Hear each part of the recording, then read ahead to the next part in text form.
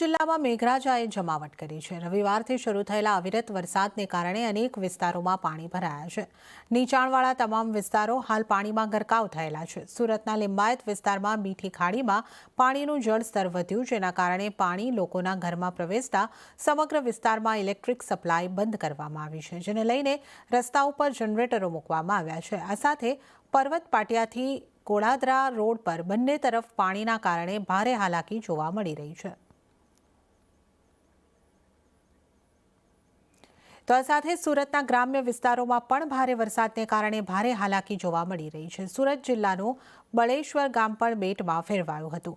અહીંયા પણ જ્યાં જુઓ ત્યાં પાણીએ પોતાનો અડ્ડો જમાવ્યો હતો। રસ્તાઓ, ઘર અને શેરીઓ બધું જ જાણે પાણીમાં સમાઈ ગયું હતું। પાણીરૂપી આ આફત વચ્ચે લીંબડી ફળિયામાં 150થી 200 જેટલા લોકો ફસાયા હતા, જેમની મદદે મહાનગરપાલિકાની ટીમ પહોંચી હતી અને તમામ લોકોનું બોટ દ્વારા રેસ્ક્યુ કરાયું હતું।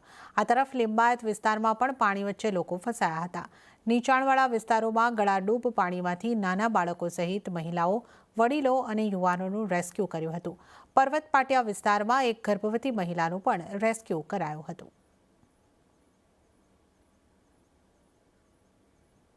તો દક્ષિણ ગુજરાતમાં મેઘ તાંડવથી નદીઓનું રૌદ્ર સ્વરૂપ।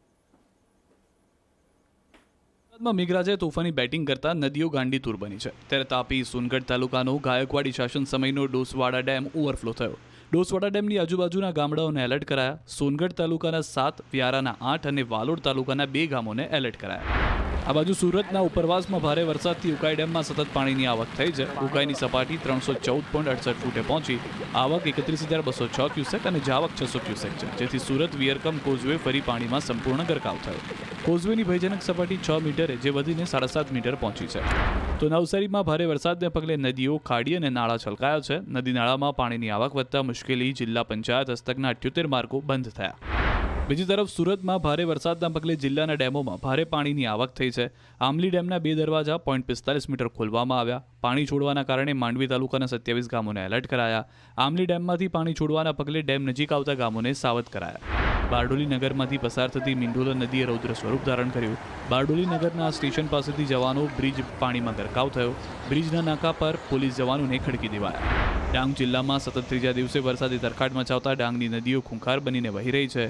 અંબિકા નદી ઉપરનું ગિરાધોધ પણ રૌદ્ર સ્વરૂપ ધારણ કરતા પ્રવાસીઓને મોજ પડી ગઈ। ત્યારે સંસ્કારી નગરી પણ પાણીમાં ડૂબી છે। વડોદરાના માર્ગો પર પણ જળ કરફ્યુ જેવી સ્થિતિ। વાહન ચાલકો મુશ્કેલીમાં મુકાયા। રોડ પર પાણીનું સામ્રાજ્ય। પાણી ચીરીને આવતા વાહનો, બંધ રિક્ષાને ધક્કો મારતા ચાલકો, ગોઠણડું પાણીમાં ચાલીને જતા લોકો, જળબંબાકારના આ દ્રશ્યો છે સંસ્કારી નગરી વડોદરાના। વડોદરામાં સવારમાં મેઘરાજાએ તોફાની બેટિંગ શરૂ કરતા વડોદરાની બજારો પાણી થઈ। બંગાળની ખાડીમાં સર્જાયેલું લો પ્રેશર મધ્યપ્રદેશ થઈને ગુજરાત તરફ આગળ વધતા મધ્ય ગુજરાતમાં મેઘાએ માજા મૂકી। ત્યારે વડોદરા શહેરના હાલ બેહાલ થયા છે। વડોદરાવાસીઓ સવારમાં ઉઠતા જ તેઓનું શહેર પાણીમાં ડૂબેલું હતું। દાંડિયા બજાર મુખ્ય માર્ગ, મદન ઝાપા, પથ્થરગેટ, મંગળ બજાર, માંજલપુર, નવાપુરા, માંડવી વિસ્તાર બેટમાં ફેરવાયા છે। અહીંયા એવો વરસાદ પડ્યો કે રોડ પાણીમાં ડૂબી ગયો। અનરાધાર વરસાદના કારણે રોડ પર વાહનો બંધ પડી ગયા। વાહન ચાલકો સહિત દુકાનદારો મુશ્કેલીમાં મુકાયા। વડોદરા શહેરમાં ભારે વરસાદના પગલે વૃક્ષો ધરાશાયી થયા। ત્યારે વડોદરાથી SSG હોસ્પિટલમાં મહાકાય લીમડાનું વૃક્ષ ધરાશાયી થયું। તો આ સાથે જૂનાગઢમાં પણ ધસમસતા પાણી વચ્ચે માતા બાળકનું રેસ્ક્યુ કરાયું। માતાને ખાટલા પર બેસાડીને પોલીસે રેસ્ક્યુ કર્યું। તો આ તરફ પોરબંદરના બોરીચા ગામેથી 4 લોકોનું રેસ્ક્યુ કરાયું। પાણીના પ્રચંડ પ્રવાહમાં ટ્રેક્ટર ફસાતા કરાયું રેસ્ક્યુ। ટ્રેક્ટરમાં 4 લોકો ફસાતા ગામના સરપંચ અને તેના પુત્ર દ્વારા રેસ્ક્યુ કરાયું।